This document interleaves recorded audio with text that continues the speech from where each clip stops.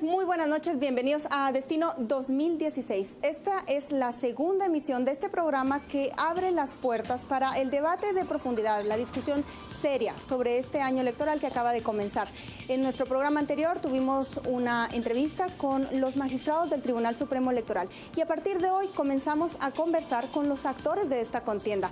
Antes de que le adelante quiénes son los compañeros que nos acompañan hoy en el estudio y nuestro primer entrevistado de este programa, déjenme mostrarle una reseña de quién es esta persona que en Guatemala va a participar por tercera vez para un puesto de elección popular.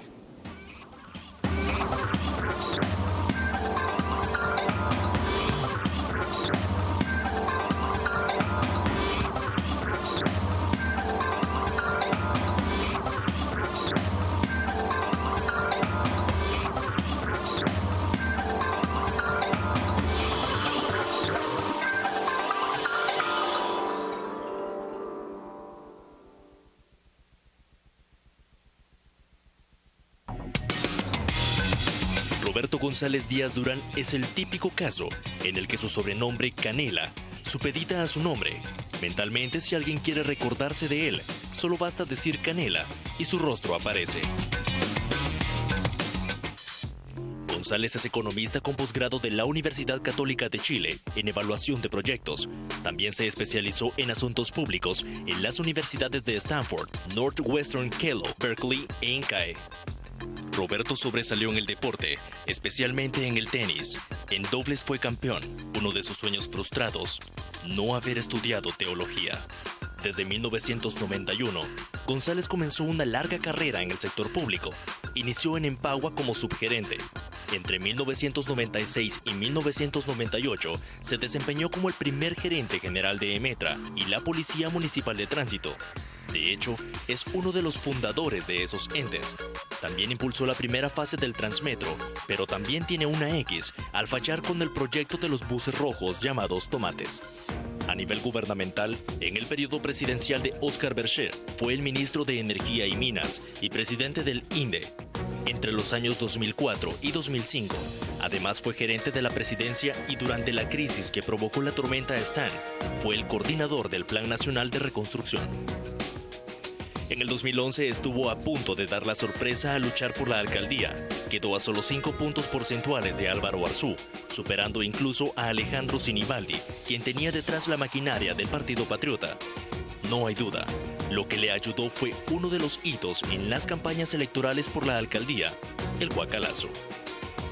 Son las 4 de la mañana y me bañaré como ellos en el patio de esta casa para que nos demos cuenta de esta realidad que tenemos que enfrentar. Ese guacalazo siempre levanta una duda. ¿Estaba fría o caliente el agua? A Canela siempre le hacen la misma pregunta. Pero sus críticos catalogan la campaña de sensacionalista. Después de 2 intentos por la Moniguate, Roberto González aumenta su meta y ahora correrá por la presidencia, con Creo Unionista, luego de rechazar una posible alianza con el Partido Patriota y Alejandro Sinibaldi. Canela o Roberto o Canela, con su idea republicana y de economía social de mercado, sale de los límites de la capital para ensancharse a toda la república para intentar ser el próximo presidente de Guatemala. En la última encuesta de Canal Antigua, Roberto González se encuentra en 5º lugar de intención de voto. Desde esa posición, Canela dará batalla. Ya lo vieron ustedes, Roberto González, más conocido como Canela, es nuestro invitado de hoy. Déjenme recordarle cuál es la dinámica de este programa. 6 entrevistadores, 6 comentaristas, analistas de la casa, de Canal Antigua. Conversamos durante 1 hora con nuestro invitado. Es una conversación a profundidad donde vamos a hacer cuestionamientos. Él puede replicarlos, puede negarse a responder, pero vamos a ser bastante insistentes. Bienvenidos de nuevo a este set, a ustedes allá en casa. Bienvenido Roberto González, gracias por aceptar esta invitación. Nos acompaña Silvia Jereda, Cristian Castillo, Hugo Novales, Estuardo Zapeta, Carmen Castillo y su servidora. Arrancamos de inmediato con esta discusión, Carmen. Señor González, bienvenido. Muchas gracias. Durante el tiempo de la administración de Óscar Bercher se habló mucho de su amistad con Ricardo Ortiz, fundador del partido Creo y miembro del comité ejecutivo del mismo partido, vinculado al contrabando de 1.500 contenedores a través de la SOCEP cuya operación trató de solaparse a través de supuestas donaciones a niños. Según fuentes abiertas de información, el expediente cuenta con un listado de posibles funcionarios responsables, dentro del cual usted es uno de los principales. ¿Qué tiene que decirnos sobre eso y cómo ha logrado ventilar el caso? Bueno, que fue una conspiración. Las fuentes abiertas que usted seguramente menciona fueron fuentes que no podrían considerarse primarias. Digamos, ningún medio de comunicación serio en aquella época difundió más que como una hipótesis esa conspiración, que pudiera haber tenido su base en que efectivamente a través de donaciones de bienestar social, de donaciones de mucho de lo que manejan normalmente las esposas de los presidentes, pueden ser sujetas de canalización de contrabando. Pero nunca hubo absolutamente ningún proceso jurídico sobre eso, y lo único que le puedo decir es que fue una muy buena conspiración con muchos elementos ciertos, como una buena falacia que tiene que tener buenas cosas ciertas para que sea creíble, y quedó en esa historia en su momento. Silvia. Roberto, a mí me llama muchísimo la atención, durante toda tu trayectoria política, parte de tu estrategia ha sido decir: yo soy un político de experiencia municipal, experiencia muy fuerte en el gobierno.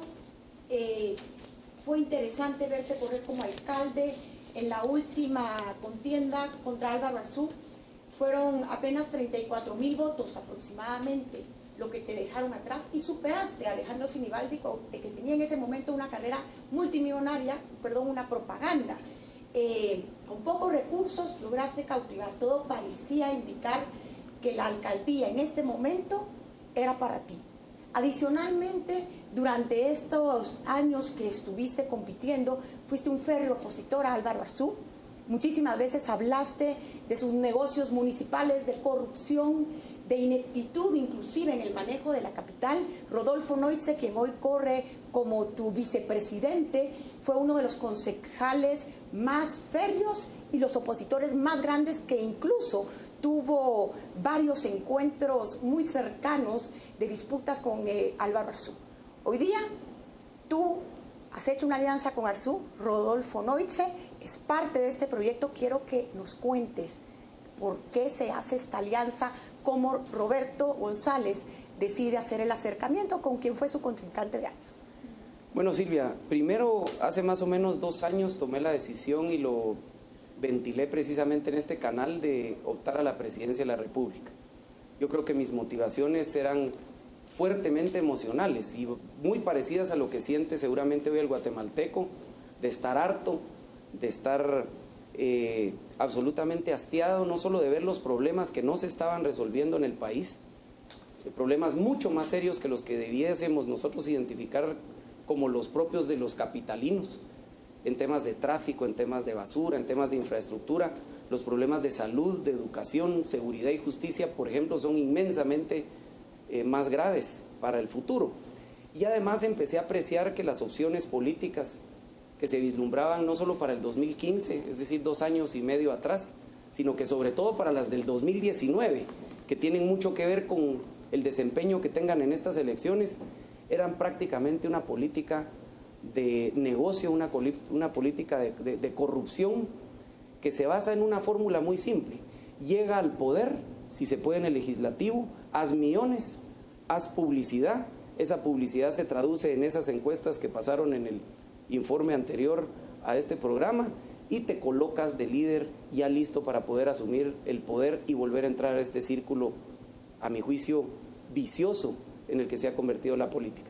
Ese hartazgo me movió a mí a tratar de buscar, quizás de una manera muy difícil, una opción que dejaba de lado esa cercanía, digamos, natural que hubiese tenido por la alcaldía y por una ciudad que quiero muchísimo. Ahora, después del... En concreto, Roberto, ¿cómo se alió usted con quién fue su contrincante? Entonces, 1 año y medio después, yo diría que hay, digamos, dos fuentes de razones. Las profundas son que coincido con él en historia. Yo nací a la política en 1989 con ese movimiento PAN. Coincido en el presente. Calcomanías en carros, me recuerdo sí, muy bien. Y haciendo caminatas como hoy cabalmente, que me dio mucha nostalgia recordarme de eso, pero coincidimos en el pasado, coincidimos en el presente cabalmente, por lo menos en una apreciación y una filosofía de hacer servicio público con mucha acción, con mucho proyecto, con mucha determinación. Eso me gusta a mí.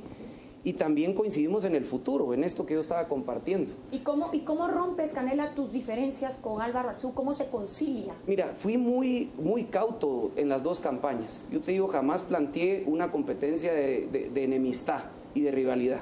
Primero porque me sentía parte de esa historia municipal donde trabajé casi 13 años. Entonces hubiera sido incongruente de parte mía criticar cosas que yo mismo participé. Segundo, que mi estilo de hacer política más se basó en lo propositivo que en lo negativo.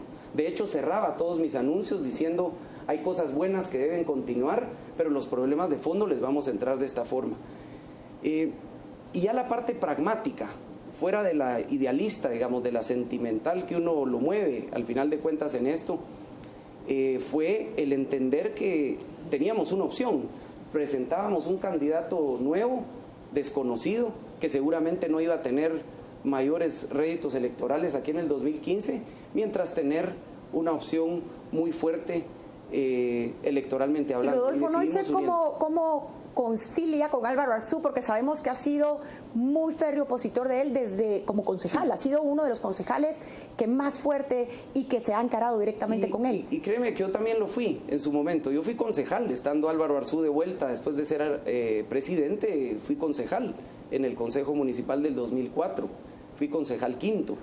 Tuvimos 4 años de discusiones y había muy buenos debates y buenas objeciones en muchos de los temas que yo mismo había participado, como en tránsito y transporte o como en agua.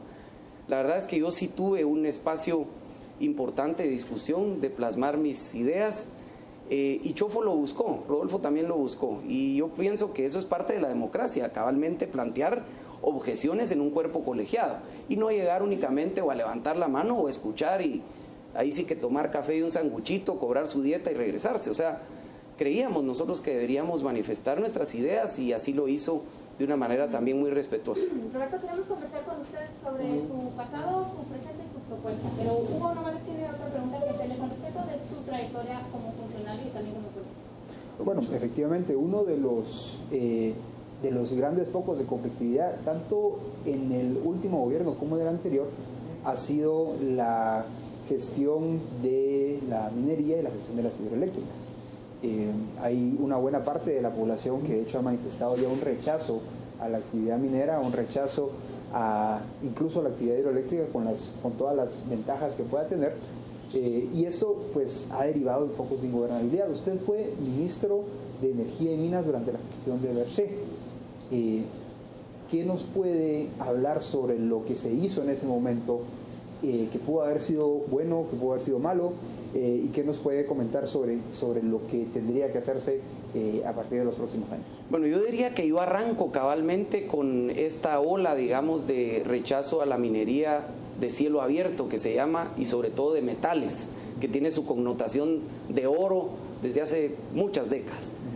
Porque el gobierno del FRG, 2 meses antes de yo iniciar la cartera, si no estoy mal, en el mes de noviembre o diciembre de su última gestión, aprueba la licencia minera de San Marcos. Y yo honestamente, aunque estaba de moda echarle la culpa todo al gobierno del FRG, yo analicé que ese proceso de obtención de esa licencia llevaba más de 10 años de trabajo, exploraciones, observaciones, y me cautivó mucho una carta de los personeros de esa empresa canadiense pública inmensa a nivel mundial, en donde le solicitaron al gobierno anterior que por favor no se las autorizara al final, porque precisamente iba a pasar lo que se suponía de ser un negocio a última hora, oportunista. Y entonces me digné a investigar y a las pocas semanas lo dije públicamente, que el proceso era totalmente firme, y que yo llegaba a una cartera a promover la minería, porque eso es lo que le corresponde a un ministro, y eso hice. Inicio con esta conflictividad que tú mencionas. Vino mucha fuente de información por la iglesia, vino por fuentes de organizaciones ecologistas, advirtiendo de los desastres ecológicos que ha tenido la minería irresponsable en el mundo, que la ha tenido. Pero en este caso particular, una empresa seria a nivel mundial que cotiza en bolsa, que cualquier mínimo problema de carácter ambiental tienen pérdidas billonarias en cuestiones de capital, digamos, de sus acciones, fue muy cuidadosa. Y eso me cautivó a tratar de buscar ese tipo de empresas a nivel guatemalteco. Hoy puedo decirles que no, aunque no estoy tan al tanto, hay otras que no son tan responsables, o por lo menos no les veo la solidez. Y lo digo abiertamente, creo que las de Izabal, no sé si son de Ucrania, no creo que tengan la solvencia o soporte de estas otras empresas. Pero resumiendo, la conflictividad ha venido parcialmente por desconocimiento, es una realidad.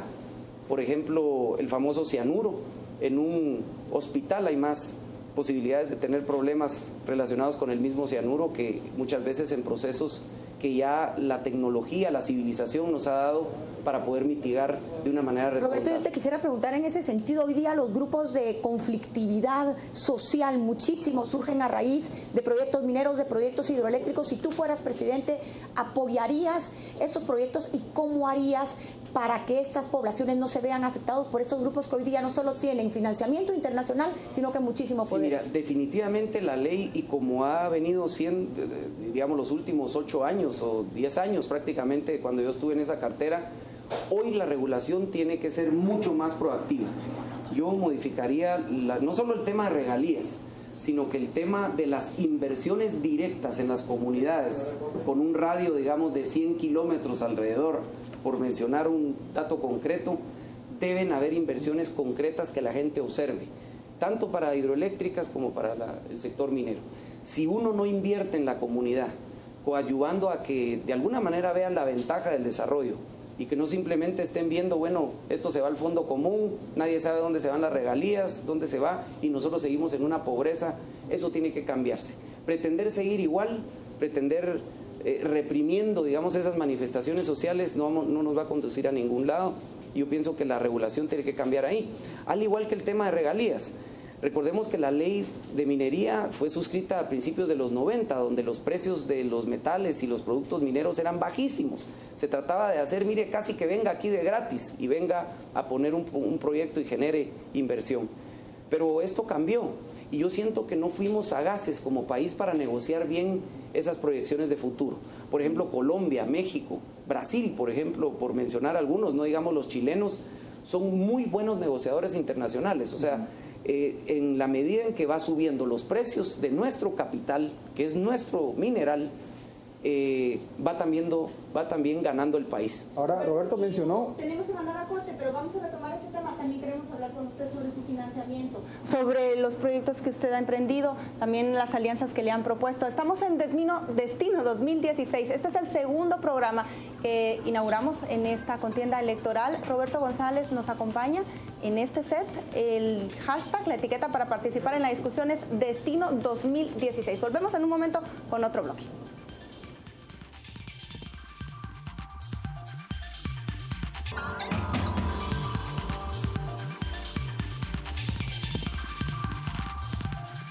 En Destino 2016, antes de continuar con la discusión acá, vamos con José Ávila, quien nos tiene información de qué han comentado ustedes desde las redes sociales. Adelante, José. Muy buena noche, Paola, y es que efectivamente ya estamos en este caso en contacto con todos nuestros seguidores a través de las redes sociales. Buenas noches a usted que continúa en sintonía del segundo programa de Destino 2016. En esta ocasión nos visita el candidato a la presidencia, Roberto González, y hemos tenido bastantes interrogantes. En esta ocasión por Facebook, recuerda que nos encuentra como Destino 2016 y a través de Twitter como @canalantigua con los hashtags Destino González y Destino 2016. En esta ocasión a través de Facebook nos pregunta José Quijada lo siguiente: con lo bajo que ha caído la credibilidad de los partidos políticos, ¿cómo asegura que sus promesas serán cumplidas? Ahora bien, pasamos a ver en Twitter qué es lo que nos dicen, y en esta ocasión nos dice Ligia Briz lo siguiente: ¿cómo garantiza que no es ni será corrupto? ¿Cómo puede demostrarnos con hechos que quiere servir y no servirse? Recuerde que sus comentarios son bien importantes. Más abajo tenemos otro comentario de igual manera que nos dice Raúl Barrera lo siguiente: Roberto, ¿qué piensa usted de la figura y ambiciones de Manuel Valdizón? calificado como una amenaza para Guatemala. En esta ocasión recuerde que usted y yo podemos interactuar a través de las redes sociales. Nos puede encontrar en Twitter como Canal Antigua, utilizando los hashtags Destino 2016 y Destino González, y a través de Facebook como Canal Antigua. Esto ha sido todo, Paola. Yo regreso contigo al set central. Se preguntaban al candidato a la presidencia sobre Bandizón y sobre el sistema corrupto. Seguro le vamos a hacer estas preguntas, pero antes vamos con Estado Zapata, quien va a continuar este debate. Y Roberto, cuando el candidato Sinibaldi se retira del Partido Patriota, bueno, hace unos días, lo que se discutió en muchos medios era la posible alianza que podría hacerse entre Roberto González y el candidato retirado en ese entonces del Partido Patriota, que ahora está como movimiento reformador. ¿No hubiese sido mejor unir dos fuerzas en ese momento que irse cada quien por su lado? ¿Y por qué no se podría dar esa alianza? Y si hay posibilidades de alianzas. Yo siempre he manifestado desde que fundamos el partido que teníamos que tomar decisiones serias de largo plazo y de institucionalidad. Y una de las bases de cualquier partido es tratar de congeniar una ideología, de definirse, que las especificaciones de la caja estén muy bien definidas. Y conciliar filosofía económica, filosofía política y sobre todo congeniar o homogenizar tus valores morales, si quieres hacer un verdadero equipo, no es de la noche a la mañana. Primero por la incertidumbre de la persona que tú estás mencionando, que sale súbitamente, de lo que se conoce de su gestión o de su trayectoria. Pero en cualquier caso, él tiene mayor conocimiento, digamos, la gente lo reconoce más a él, un 80% versus un 30% que reconoce. Y ese es otro criterio que considero yo un poco banal, digamos, o sea que si tú... Perdón, pero en política ese conocimiento es muy importante. Evidentemente, pero es banal, digamos, no es profundo, es decir, no es de largo plazo, no es de ideología, es una cuestión de pragmatismo. Evidentemente, uno si lo que quiere es buscar votos o buscar recursos, esa hubiera podido ser una razón. Pero unirse a RSU también es una posibilidad. No. Se califica de la misma manera. No, porque precisamente... Bajo el mismo parámetro y entraríamos a lo mismo. No, porque precisamente lo que yo comentaba, has tenido toda una adecuación de una filosofía, de una historia, de una forma de ver cómo es el gobierno, y no es una cuestión de la noche a la mañana. Nosotros llevamos más o menos 10, 11 meses trabajando este tema. Esto hubiera sido una cuestión casuística. Al igual que el partido oficial, con quien yo tuve la oportunidad también de conversar, de eventualmente ser candidato del partido oficial en esas mismas circunstancias. Y exactamente la misma razón di en ambos casos. O sea, si uno va a estas alturas a estar tratando de sumar y convertir Frankensteins, es cabalmente lo que la gente está ya cansada de la política, que se sorprende. Y la demanda de ideología, la demanda de principios, esa certidumbre que la gente quiere tener y que está saliendo cabalmente en las redes sociales en estos precisos momentos, es lo que tú tienes que hacer de diferente, sacrificando evidentemente esos atractivos y esas realidades, digamos, que te pueden beneficiar. Cristian. Eso lo plantea usted, hace un momento planteaba la visión de largo plazo. A partir de la experiencia que usted ha tenido, experiencia de Estado, ¿qué papel le atribuye al Estado en el crecimiento económico, en la generación de empleo, en la atracción de inversiones, pero principalmente en materia de desarrollo humano, eventualmente si llegara a la presidencia? Bueno, muchísimo, porque hoy en día, digamos, la construcción de capital físico, es decir, todo lo que es infraestructura, carreteras, puertos, aeropuertos, es fundamental para la competitividad de cualquier empresa que pudiera venir acá. Hasta los túmulos son importantes para poder mejorar la competitividad, por ejemplo, de producción de berries, que ha decaído precisamente porque se mayugan los vegetales o las frutas con el paso de los túmulos. A ese nivel estamos llegando de sensibilidad en las obras que puede o no hacer el gobierno. Pero en capital humano es importantísimo, o sea, la educación, la salud y la tecnificación o la capacitación de nuestra gente es fundamental. Por ejemplo, lo vemos en call centers, vienen y en cuestión de 2 años se consume la oferta laboral de jóvenes hablando inglés. Y entonces ya vienen menos contratos con menos competitividad, porque ya tenías que invertir mucho para otro nivel de inglés. Ahí se ve cabalmente lo poco o buen esfuerzo que está haciendo el Estado en promover una mejor educación. ¿Podría haber alguna reversión en la privatización de salud, de educación, inclusive de tema de infraestructura en su gobierno? digamos, en el caso de, tú hablas de salud de privatización, digamos, me imagino que, por ejemplo, el programa de extensión de cobertura, ya lo canceló este gobierno, por ejemplo. Yo pensaría que al contrario, yo soy muy amante de que la comunidad, a través de todos estos servicios de gente que sale de la misma comunidad, que va a prever que no existan enfermedades, comadronas que están atendiendo a sus comunidades directamente, a sus familias. Si se puede llamar privatización, pues es parte de la sociedad participando en el sistema de salud. Yo creo que eso, más que revertirlo, hay que ampliarlo. Debe haber mucho más participación en eso. Roberto. ¿Sí?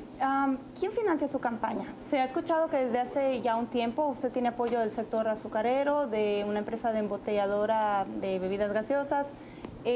Primero, ¿quién le financia a usted? Y segundo, ¿cómo le retribuiría usted a estos grupos en caso de llegar a un gobierno? Bueno, la retribución es dándoles un mejor país, un país con reglas, un país que promueva mucho de su prosperidad. ¿Me responden la primera pregunta?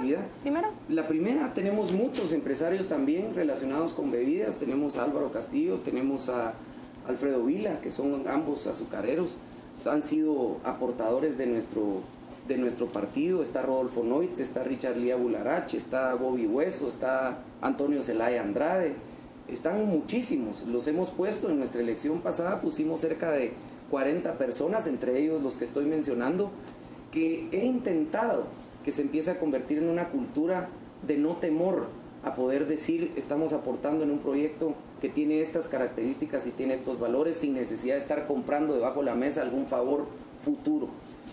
Se ha logrado, yo quisiera que fueran 200 o 300 personas, pero todavía está ese resquemor de que el que se pone puede tener intereses de una política malentendida, que les mande la SAT o que los manden de alguna manera a dañar en algunos de sus intereses. Eso persiste y eso es real. Ahora, Roberto, yo quisiera preguntarle, ahorita que hicieron esta alianza con los unionistas y siguiendo con el tema de financiamiento de campaña, sí, ¿cómo están haciendo para congeniar ese financiamiento unionista que encabeza Álvaro Arzú con el que tú tienes en Creo? Bueno, por ejemplo, en personas que están relacionadas con la ciudad, digamos, que conocemos ambos, hemos tenido una dinámica de ir conjuntamente a tener visitas, a plantear nuestros planes, nuestros proyectos y poder obtener de ellos un financiamiento. Pero tenemos como programas diferentes. Yo he tenido una organización, digamos, popular muy grande en las zonas, digamos, donde hay mucha llamada marginalidad, y continúo en esa inversión ahí, y el Partido Unionista tiene una fortaleza muy grande en las clases medias y estamos complementándonos de esa manera. ¿Hubo una pregunta muy particular siempre sobre el tema del financiamiento y otros temas ligados al tema de corrupción? Salvador Gándara es nuevamente candidato de Creo por Villanueva. Sí. Todos recordamos de que él fue acusado de anomalías por el caso de la remodelación de Fraijanes II cuando fue ministro de Gobernación, un caso que llevó la CICIG, por cierto, y además también fue acusado cuando fue alcalde de Villanueva por lavado de dinero. Es decir, ¿cuáles son los criterios que utiliza el partido Creo para seleccionar a sus candidatos a elección popular? Bueno, los criterios en este caso son cabalmente observar el desarrollo de esos juicios que él ha tenido, de los cuales tuvo 8, de los cuales continúa teniendo únicamente 1. Algunos de los que usted menciona, de haber utilizado una cárcel antes de haber sido recibida, que había sido contratada por el ministro anterior, si no estoy mal, Velázquez, o no recuerdo muy bien. Pero ese es el criterio, o sea, si él tiene solvencia jurídica para poder participar y esa le permite hacerlo. Pero no, este tipo de dudas alrededor de un personaje como él no afecta también la imagen del partido, porque es una cuestión de su situación legal, pero moralmente todavía sigue siendo una persona que se ve con mucha moralmente suspicacia. Una persona que resuelve a nuestro juicio sus problemas legales es el mecanismo que tenemos en sociedad para poder nosotros garantizarnos de que se ha hecho justicia, no hay otro. Las mismas caras. Ahora, Roberto, yo quisiera preguntarle en este caso específico que Carmen dice, vamos también con Hugo, que tiene una pregunta de este tema. Directamente yendo a este candidato, ha llegado de Álvaro Arzú. Esto no es una cuota de poder de Álvaro Arzú exigiendo en esta alianza espacios en alcaldías y en diputaciones. No es una cuota. Yo también conozco a Salvador, trabajé con él 5 años en mi primera gestión municipal cuando yo estaba en Empagua. Él era director de un departamento si no estoy mal, de contribución por mejoras. Lo conozco. Lo conozco y conozco de alguna manera su desempeño, los platos rotos que pudo haber tenido y que tiene entonces esa obligación moral y legal de tener que resolverlo. Si no, definitivamente los criterios es no participar. Hugo. Ok, Roberto, hay diversos estudios que señalan que la mayor parte del financiamiento proveniente de actividades ilegales o el financiamiento que no pasa por los controles establecidos en la ley electoral y de partidos políticos se cuela no a través de la campaña presidencial, la campaña nacional, sino a través de las campañas locales, particularmente las campañas de diputados distritales y las campañas de alcaldes. Entonces mi pregunta sería, ¿qué hace el partido Creo o la coalición Creo Unionista para llevar algún tipo de control interno y evitar que este tipo de prácticas se den? Mira, lo tenemos.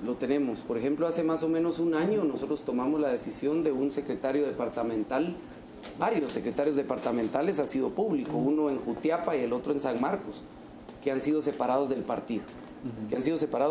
Porque han sido vinculados en temas del otro lado, del lado oscuro de la luna, digamos. Y lo ventilamos públicamente. Yo te quiero decir que no hay muchas sorpresas. Guatemala es un pañuelo y uno sabe bien quién es quién. Y si al principio uno pudiera de repente sorprenderse, tarde o temprano se va uno enterando. Es voluntad que tú puedas tener para tomar esas decisiones de no irte atando o haciéndote loco, digamos, con ciertos compromisos que tú vas teniendo con gente que está ligada a otro tipo de consecución de recursos. Entre ellos la droga, el contrabando, la corrupción sobre todo, que tú tienes que ser muy tajante en ese sentido, y nosotros lo hemos hecho en varias oportunidades. Hoy siempre con esa pregunta, decimos que todo se sabe, pero por ejemplo, Creo tuvo en la elección pasada un candidato a diputado en San Marcos, es Giordano, no puedo hacer algún cuestionamiento actualmente sobre su financiamiento, pero es una persona que actualmente ya no está en el partido, que tuvo señalamientos de corrupción, que pasó a un partido que sí tiene, digamos, sobre el cual hay mayor desconfianza sobre su financiamiento. Entonces, ¿realmente existen esos controles? ¿Existieron en la campaña anterior? ¿Hay algo que se ha hecho distinto para esto? Mira, cada vez van siendo mejores porque vas teniendo ese tipo de experiencias. El diputado Giordano fue trabajador en FISIC de la Galileo, en el movimiento de Suber anterior a la Creo, con el partido Día organizó, posteriormente participó con nosotros. Pero el hijo, que fue el que él postuló de diputado, el famoso Dipuquit, no duró ni 2 semanas en el partido. Y la verdad es que no duró ni 2 semanas porque precisamente cada oveja busca a su pareja y no se halló. Que uno hubiera podido tener mucho tiempo de anticipación, la posibilidad de verle sus virtudes o sus defectos, hubiese sido lo ideal. Pero la verdad es que el partido Creo se fundó a un año de las elecciones, uno va conociendo. Yo en lo personal tenía mucha esperanza en él, particularmente como uno de los diputados más jóvenes, y lamentablemente pues convergieron en él miles de los vicios que tiene gente que tiene más de 50 años de mañas en el Congreso de la República. Entonces no duran porque no se hallan cabalmente con las conductas que tú vas generando como cultura dentro de una organización. Nosotros llamamos a esta entrevista la batalla desde el 5º lugar, precisamente porque en la última encuesta de Canal Antigua de marzo, Roberto González se ubica en la 5ª posición, debajo de Manuel Valdizón, debajo de Alejandro Sinibaldi, de Sandra Torres y de Mario Estrada. Vamos a hablar de esa batalla desde el 5º lugar después de este corte. Vamos a un breve corte comercial, pero antes, no sé si en producción tenemos ahora, antes de esta gráfica que le voy a mostrar, los comentarios que están haciendo ustedes desde las redes sociales. Adelante, José.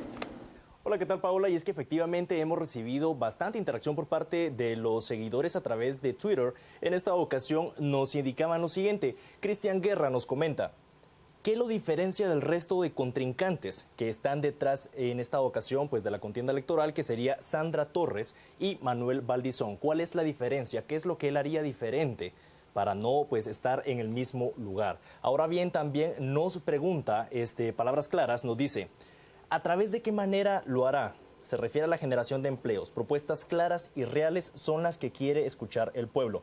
Nos comentan también en esta ocasión, Manuel García nos indica un comentario que me llamó mucho la atención debido a que ante la constante crisis en el sistema de salud, él nos dice lo siguiente: creo en esta ocasión, ¿tiene usted algún... Bueno, vamos a ver, ¿cómo estaría dispuesto en esta ocasión a suplantar los problemas en la cartera de salud, tanto con medicamentos, los desabastecimientos, entre otras que se han dado en esta cartera para su gobierno. ¿Cómo lo haría? ¿Cómo lo mejoraría? Esta ha sido la interacción que tenemos a través de las redes sociales. Recuerda que a través de Twitter usted nos encuentra como Canal Antigua con los hashtags Destino 2016 y con el hashtag Destino González, y a través de Facebook como Destino 2016. Esto ha sido las preguntas que tenemos a través de Twitter. Yo regreso con ustedes al set central. Muchas gracias, José. Vamos a un corte comercial y regresamos dentro de un momento con más preguntas para el candidato Roberto González. Ya volvemos.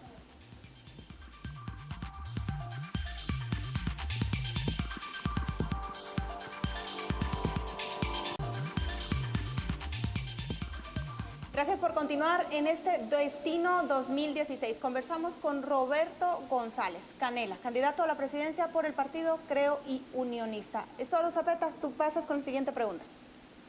Roberto, no puedo dejar de seguir escuchando al candidato a alcalde.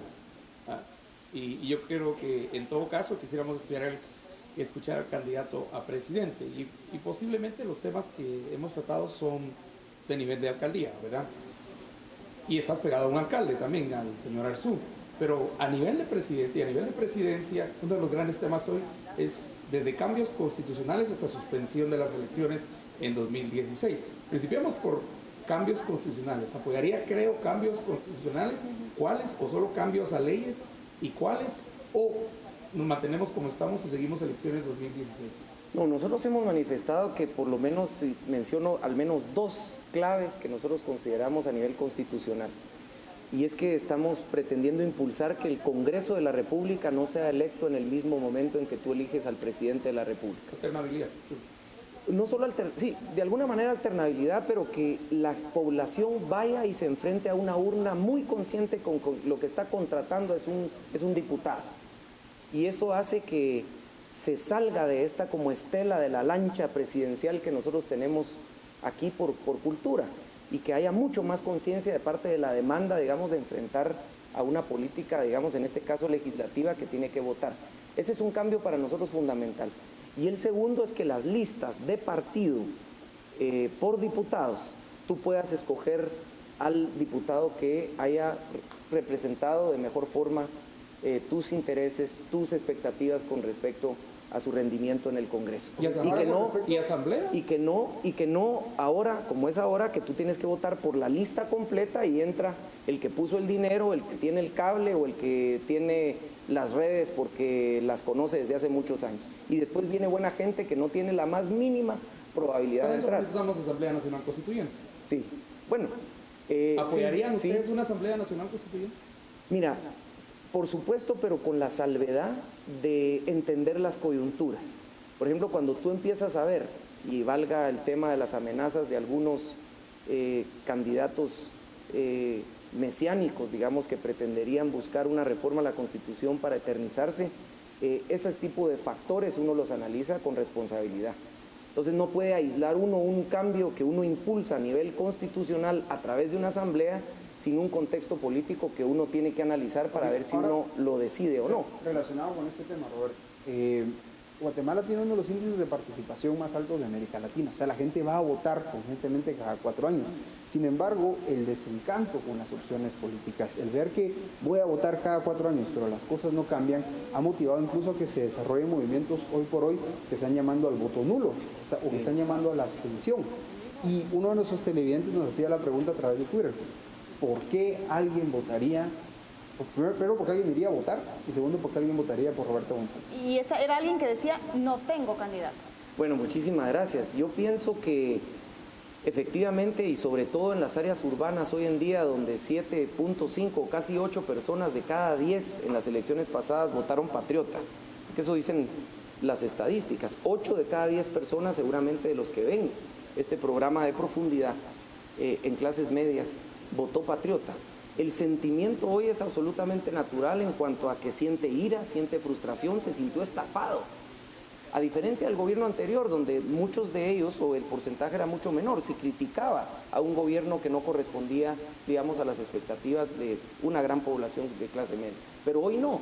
Entonces la gente está despechada, digámoslo así. y tiene razón, de hoy ya no creer en nada, de tener esa apatía, incredulidad. ¿Cómo devolverle la confianza a la gente? Es una tarea titánica, pero única y exclusivamente con la verdad, porque la falta de credibilidad, la falta de confianza solo puede venir con la confianza y con la verdad. Roberto, te quisiera preguntar, tú mencionabas anteriormente a Estuardo sobre la Asamblea Nacional Constituyente y hablabas de un candidato mesiánico que se quisiera reelegir. Me imagino que te refieres a Manuel Valdizón. Absolutamente. Y las personas en redes sociales preguntabas, ¿realmente es una persona peligrosa, como se ha dicho? ¿Qué piensas tú de él? Esta afirmación... Yo sí pienso que es una persona que es terrorífica, porque además es osado, ha sido audaz en el sentido, digamos, de la palabra por el lado negativo. O sea, una persona que en muy poco tiempo logró encontrar todas las argucias y artimañas para poder ser un diputado que a través de la Comisión de Finanzas y a través de gestionar grupos en los cuales se sumaba con el objetivo de que el voto tuviera una retribución del gobierno anterior o de quienes chantajean, pues hizo una fortuna, y esa fortuna se traduce en publicidad, una publicidad osada, y esa publicidad osada es la que lo tiene cabalmente ranqueando. Solo le recuerdo que él se hizo diputado con el PAN, el mismo partido al que usted pertenecía. Un partido fue el que le abrió la puerta a él. Ese partido PAN fue el que salió Berché con todos nosotros. Un partido PAN que enarboló Leonel López Rodas en aquel entonces, unido al FRG, y precisamente, entre otras cosas, fue que algunos de nosotros emigramos de ese partido. Don Roberto, más que hablar de otro candidato, me interesa saber mucho su propuesta en lo fiscal. Usted va a asumir un Estado con grandes déficits, con un agujero fiscal muy grande y con muchas necesidades y demandas. ¿Cuál es su propuesta concreta para abordar la crisis fiscal que tiene el Estado de Guatemala y para impulsar la inversión que usted nos ha referido? Bueno, por el lado de los ingresos que viésemos después de esta experiencia que acabamos de ver, de estos defraudaciones aduaneras, se tiene que ir en dos vías. Uno, fortalecer a la SAT en softwares. Ustedes, creo que es de dominio público, que ustedes saben que ni las bases de datos están integradas entre las oficinas centrales y las diferentes agencias aduanales. Hay que retomar, digamos, una reingeniería de procesos para poder, uno, garantizarse de que los impuestos que ya deben cobrarse se cobren bien. Y eso combinado con un incremento de la moral tributaria que solo puede venir por la vía de valores que se apliquen para ser transparente, para ser honesto, y que la gente empiece a pagar también por sus impuestos. Esa es por la vía de los ingresos. Esto último que está diciendo. La corrupción produjo a Manuel Valdizón. La corrupción también produjo la mayor crisis política de los últimos años, y es lo que estamos viendo ahorita. Ahora, digamos, más allá de decirnos que usted o la gente de su partido es honesta o es transparente y tiene valores, concretamente, ¿qué se puede hacer desde el Estado para evitar la arbitrariedad? ¿Qué se puede hacer desde el Estado para asegurar la transparencia? Para que no tengamos que simplemente creer que los que van a estar en el gobierno son morales o son correctos o tienen valores, sino qué hay que hacer para modificar la estructura que permite la corrupción. Bueno, mira, con hechos concretos. Lo que pasa es que los hechos que está pidiendo la población son anteriores a la experiencia de gobernar. O sea, la gente quiere votar, y cuando vota, vota a priori, antes de la experiencia de gobernar. Entonces sería muy fácil decir, mire, yo sí voy a ser transparente, voy a ser honesto cuando esté en el poder, y qué instrumento voy a utilizar para demostrarlo. Eso no es suficiente. Los únicos hechos tangibles que hoy en día tiene la población, y tiene esta señorita o señora que pidió decir por qué votaría por uno, lo único que tiene genuinamente para diferenciarme de otros candidatos es mi historia, es mi trayectoria de vida. Es lo único concreto, es lo único imborrable, porque el resto va a ser sobre el futuro. El resto es proyecto, es promesa, es pronóstico, no ha existido. Lo que sí existe es el pasado. Entonces, ¿qué sí puede hacer la población? ¿Y qué anhelo yo que haga? Que escrute el pasado de cada quien y que encuentre cabalmente en esos momentos de temple, de carácter, donde se ha tenido que probar la honestidad o los valores. Y no solo es de la persona, que se observe la familia. Roberto, te quisiera preguntar. Solo un poquito, la familia, el matrimonio, las juntas, las amistades, mucho de eso dice mucho de los candidatos a lo largo de su trayectoria. Yo esperaría que ahí la gente diferencie cabalmente esa moral o esa ética y esos valores que no se prometen. ¿Cuáles son los grandes aciertos de tu historia y los desaciertos Vamos a ir a un corte, Silvia, porque tenemos los segmentos bien cortados, pero sí, vamos a analizarlo, vamos a escucharlo fuera del aire, Roberto, y vamos a analizarlo con el grupo cuando regresemos de esta pausa. Pero antes vamos a ver qué está recibiendo José Ávila allá en el set con las redes sociales. Muy buena noche de nuevo, Pau. Efectivamente nos encontramos de nuevo revisando las redes sociales y en esta ocasión para concretarte la pregunta que te hacíamos anterior referente a lo del sistema de salud y toda la crisis que surgió en este gobierno, nos hacía la pregunta Manuel García, que dice lo siguiente, referente al plan de trabajo que plantea en esta ocasión el candidato Roberto González, nos decía, referente a su plan para limpiar la corrupción en el sistema de salud, para bajar el costo y garantizar la existencia de medicamentos, ¿qué es lo que él haría? De igual manera también Ligia Briz nos comenta lo siguiente, ¿cuál es su postura en la defensa de la vida desde la concepción hasta la muerte natural y la defensa de la familia? Recuerde que en esta ocasión usted puede interactuar con nosotros a través de las redes sociales por medio de Facebook como Destino 2016 y en Twitter como Canal Antigua con los hashtags Destino González y Destino 2016. Esta pregunta es directa para Roberto González, ¿cómo manejaría la crisis o una crisis en su próximo gobierno si este fuera el caso? Yo me despido en esta ocasión de las redes sociales y regreso con ustedes hasta el set central. Despido al invitado. Estamos al aire de nuevo acá en el set central. Vamos a una pausa comercial y ya volvemos aquí en Destino 2016.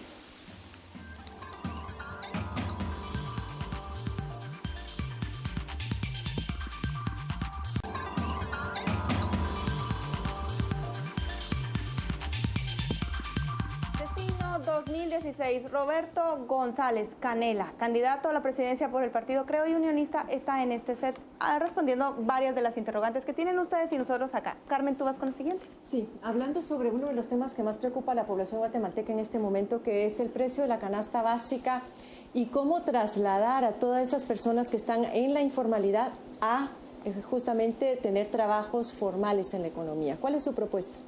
Bueno, impulsar mucho la pequeña y mediana empresa. El 80% cabalmente del empleo formal está en empresas de menos de 20 empleados, digamos.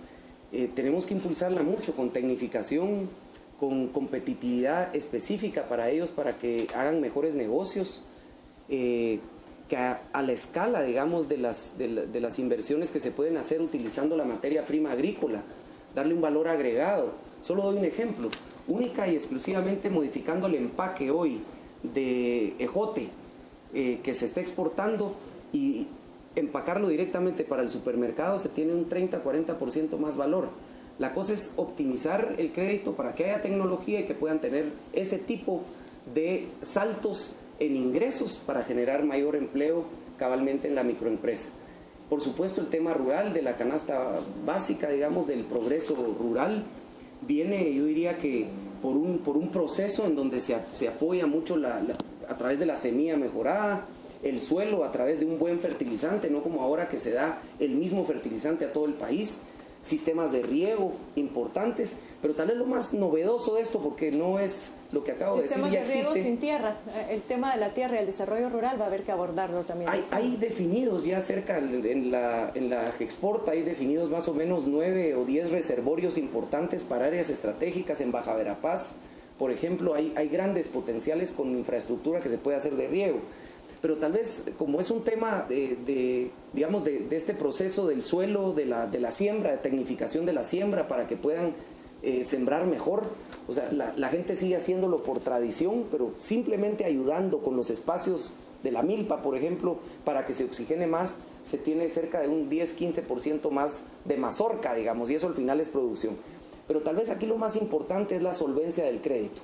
Esta gente está atrapada porque paga por sus insumos, y todo lo que gana después en su producción de sus cuerdas lo termina pagando a estos, no digamos usureros, pero los que les prestan a intereses leoninos para que puedan salir adelante con su producción. Déjeme redondearle. Pienso que ahí hay una gran oportunidad para que en el sistema bancario, con una exigencia, digamos, que tenga relación con los depósitos que el Estado tiene para con el sistema bancario, se puede canalizar con mucho más agresividad los programas que ya tienen para la micro y mediana empresa para el crédito. Roberto, como usted habrá notado, estamos haciendo diversidad de preguntas y da poco tiempo para profundizar sobre estos temas, por ejemplo, que son relevantes. ¿Usted estaría dispuesto a participar en un debate que organizará Canal Antigua con los candidatos a la presidencia para que profundice sobre sus propuestas? Pero absolutamente. Bueno, absolutamente. Le grabamos en este momento su confirmación y vamos a redondear la otra duda que tenía Silvia, porque le preguntaba sobre sus aciertos, pero tú quieres preguntar también sobre su posición. Yo te quiero hacer dos preguntas muy concisas.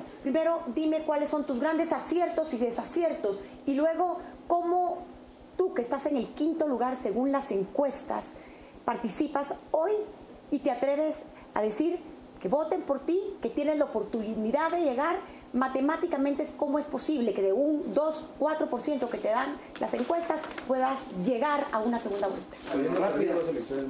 Rápidamente, aciertos a nivel municipal. La modificación de la tarifa de agua, que fue por pajas de agua a un sistema de metro cúbico por consumido, digamos, que le dio una racionalidad al consumo de agua, digamos, dejar de tener un precio mentiroso, digamos. El segundo fue solicitar que el tránsito pasara a las municipalidades, y esto le permitió al poder local poder hacer aquí en la capital, entre otras, la modificación del sistema de transporte, poder sancionar a aquel que se estacionaba mal, modificar paradas, modificar semáforos, e incluso lo que 10 años después de esa gestión logró Álvaro Arzú implementar con el nombre de Transmetro. Y en el tema de la energía, digamos, en la cartera de energía, una decisión que no es popular en absoluto, pero es una decisión de Estado, que es modificar el subsidio perverso que tenía la tarifa social a través del INDE, que se subsidiaba hasta 300 kilovatios hora, y eso estaba haciendo que muchos de nosotros conocidos estábamos poniendo nuestros contadores, 3 o 4 contadores por casa. ¿Cómo vas a llegar? Y fueron grandes cambios. Al corte del programa. Y al corte, solo dentro de estos cambios, solo para que ustedes sepan, se logró cambiar la regulación para que hubiera lo que se llama generación distribuida, que hubieran pequeños empresarios de energía. Hoy por hoy muchos finqueros, digamos, en aquel momento, en sustitución del café, vieron caídas de agua en sus fincas y empezaron a proliferar hidroeléctricas de 2 megavatios, medio megavatio, 5 megavatios, y eso hoy por hoy nos tiene en una realidad después de 10 años en donde hay más de 60 proyectos que han sido implementados. Roberto, esos son algunos de estos para terminar, logros. ¿Cómo sube del 5º al 2º lugar y pasar a segunda ronda según sus cálculos? Bueno, la única manera de ser exitoso en un proceso electoral es teniendo hoy por hoy, digámoslo así, yo le atribuyo un peso de un 80%, organización. Organización es tener como canales de comercialización en los 338 municipios del país. ¿Organización? Si uno no tiene los anaqueles, digamos, para meter el producto en época electoral, se le cae. Uno está fuera porque las reglas cambiaron. La urna llegó no al municipio, no al paraje, ahora está en la montaña. En una escuelita hay una urna. ¿Su apuesta entonces es Mi apuesta es organización. Y lo resumo en lo que decía Lincoln. Si a uno le dan a uno 6 horas para derribar un árbol, yo invierto 4, decía él, en afilar el hacha. Yo llevo 3 años afilando el hacha para que precisamente en estos 4 meses, con comunicación, se demuestre cómo se sube. Lo mismo hice en las elecciones con pasadas, esa afilación de su hacha. y nos fue muy bien. Muchas gracias por aceptar esta invitación. Vamos en el último segmento rápidamente a presentar cada uno de los entrevistadores nuestras conclusiones, pero quiero darle especialmente las gracias por ser nuestro principal primer invitado de este muchísimas gracias a todos debate. ustedes, realmente ha sido un trabajo extraordinario y espero tener otras oportunidades para profundizar. Muchas gracias, Roberto. Vamos a un corte y ya volvemos en un momentito.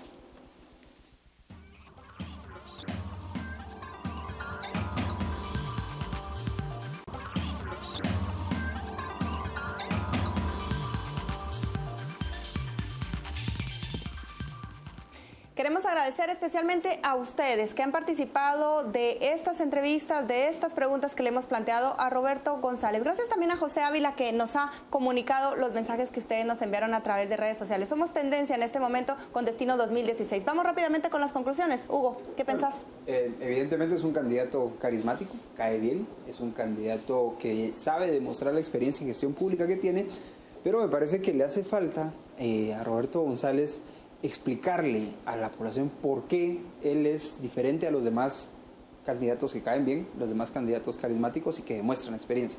O sea, creo que las preguntas cuando se volvieron directas, cuando se volvieron sobre temas específicos, ahí es donde empezó a fallar, y creo que ese es posiblemente uno de los desafíos más grandes que va a tener Roberto González sobre la marcha de la campaña. Don Christens. A mí me pareció que es un candidato que no tiene temor a abordar los temas delicados y espinosos asociados a su partido. Él muy transparentemente abordó inclusive el tema de Aníbal Menéndez Rodríguez, que fue expulsado del Partido Patriota por posibles vinculaciones de narcotráfico en Jutiapa, y eso él mismo lo abordó, es decir, no esperó a que nosotros hiciéramos un señalamiento directo, sino que fue muy transparente en la forma de abordarlo. Me parece que todavía su discurso es muy urbano, muy citadino, muy especializado, muy técnico.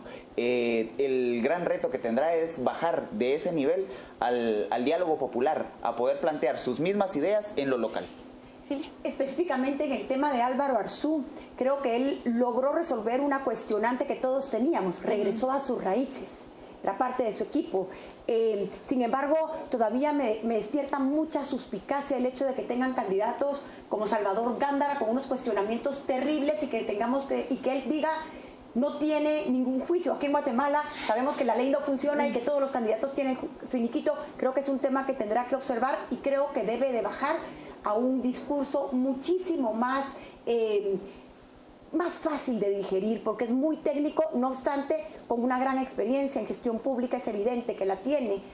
Me llamó mucho la atención que le llamó terrorífico Manuel Valdizón. Creo que va a tener algún tipo de consecuencia. Yo creo que entiendo por qué le llamó así, porque él está ciertamente en ese quinto lugar, está en los 2% junto con Sur y con Roberto Alejos. Él tiene que escalar, pasar a Mario Estrada, pasar a Sandra Torres, y dada la incertidumbre de si Alejandro Sinibaldi va a participar o no, es la oportunidad de él de posicionarse como ese candidato proempresariado que puede generar empleo y puede tener una discusión técnica de los problemas. Lo que a mí me preocupa personalmente es que cuando le pregunta a Estuardo Zapeta sobre la crisis política en este momento, es todavía muy inicial su propuesta de ley electoral, de votar por planilla de diputados. No es un candidato definitivamente que en este momento esté atendiendo ese clamor de reformar el sistema político. Carmen. A mí me gustó mucho, justamente como decía Cristian, la forma en que él se expresó esta noche. Me pareció que es muy seguro de sí mismo, muy tranquilo, muy sereno, pero justamente ese tipo de personalidades dentro de la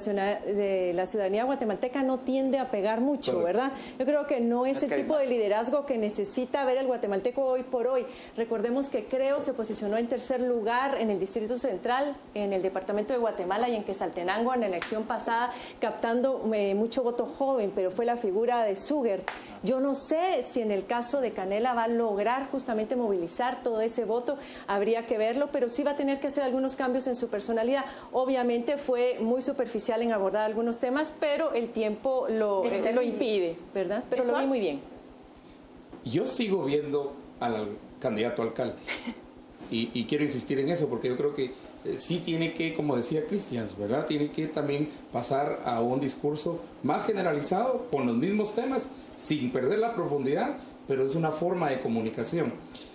Y no da tiempo en todo esto, pero el mismo Suger, Carmen, el mismo Suger decía que él no, en una entrevista en Crónica, no se atrevería ni quisiera volverlo a ver ni darle la mano a Roberto González. Esta fue una entrevista que todos leímos, ¿verdad? Y él les dice, miremos hacia el pasado, miremos el historial del candidato. Bueno, también preguntémosle a quienes han estado cerca de él. Principiemos preguntándole precisamente al doctor Suger. Hay muchas preguntas que nosotros incluso nos quedamos en nuestros apuntes, pero le anunciábamos que va a organizar Canal Antigua un debate con los aspirantes a la presidencia. La invitación desde ya está abierta para todos los que aspiran a ocupar la primera magistratura del país, desde Manuel Valdizón, que va puntero en las encuestas, hasta el que va con menos intención de voto, incluido Roberto González, que ya nos ha confirmado en este espacio su participación. Agradecemos de nuevo la suya allá en casa en este Destino 2016 y lo invitamos para que el próximo domingo nos acompañe en este mismo set a las 10 de la noche. Que tenga un buen descanso. Hasta mañana.